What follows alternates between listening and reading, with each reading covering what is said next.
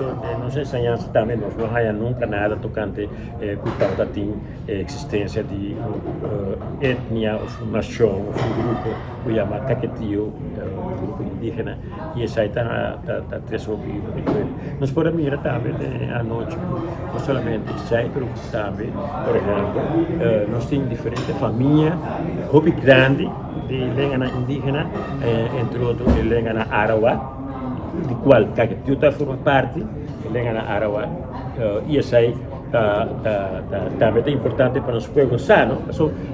Nós escola, não assinamos nada qualquer coisa de nós pensamos, nossa própria língua, propriamente, não está na escola, nossa história, história de nossa esclavitud, por exemplo, nada disso nos ensina na escola. O problema é um problema, a mim sempre perceber na colonização. Nós somos um país colonizado.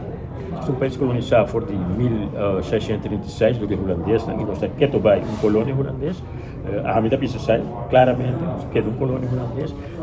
Dor de colonização, nós temos influência que quita nós por do que nós pensamos, quita nossa identidade. Então, isso aí está assim.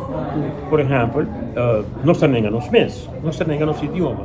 Que nós também o idioma, o idioma está movida, está mesmo. Quanto é possível que nós temos simplesmente uma escola como maior vai contra, que vai votar contra o mês. Então, esse é o problema que tem. Então, dor de ser cabe, o governo não toma decisão de visa, aqui que nós temos cabe no sistema de ensinança, nós também, se nossa história, se nosso idioma, se tocante nossa própria identidade, nossa cultura, tudo o que nós temos, música, etc. E essa é a coisa que não está aparecendo. Não a começar, por exemplo, a ano passado, a introduzir um sistema novo para introduzir papiamento na escola, por exemplo. Pero, o que está passando? Já depois de 3 anos, nós não se passa para o holandês. Onde você vai com isso aí? E essa é a coisa que está assim, nós está queda a minha pista sempre nós está colonizar mentalmente. Nós temos uma colonização mental. Nós está pensa que o que está de nós mesmos está inferior na o que está já fora. Botaria para essa de mil coisas. Por exemplo, Calypso, tanto o nome está completamente em inglês. Calypso Shutdown, fala assim, e assim está com roupa coisa.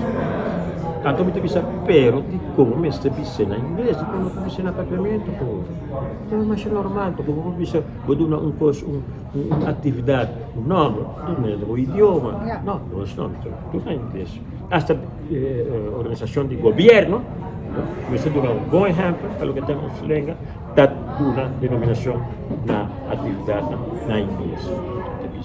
Nós trabalhamos, isso mostra que nos falta de identidade. Nós temos uma identidade, verdade, uma identidade que não demonstra propriedade, pertenência na nossa isla.